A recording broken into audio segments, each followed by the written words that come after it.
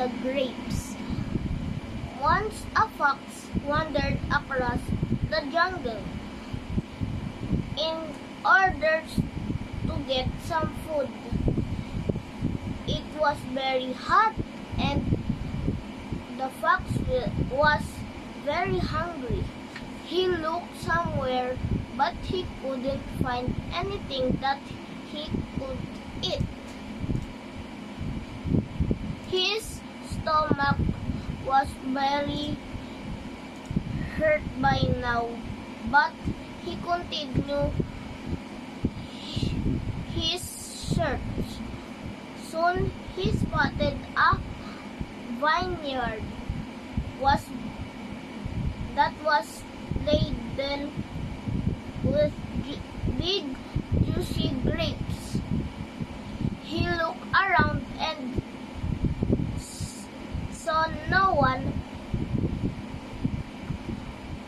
He thought to himself that the grapes must be really sweet to eat. So he decided to steal some grapes. He jumped high, but he couldn't reach the gate. He tried again and again, but he could not catch a bunch of grapes. He went back and forth to build up speed, but still the grapes were beyond his reach.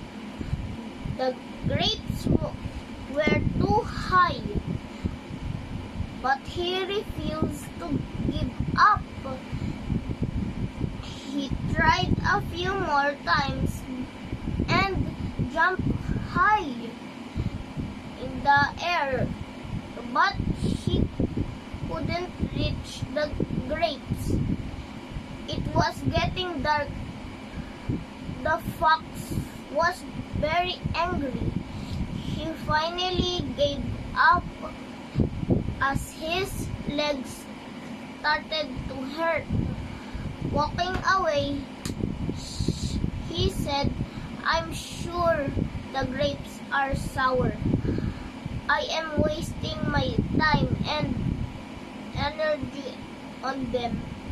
The moral of the story is, we pretend to hate something when we can't have them. I'm Ibu Caspel and Chika Alim from Grade 3 Ptolemy. Thank you. Bye.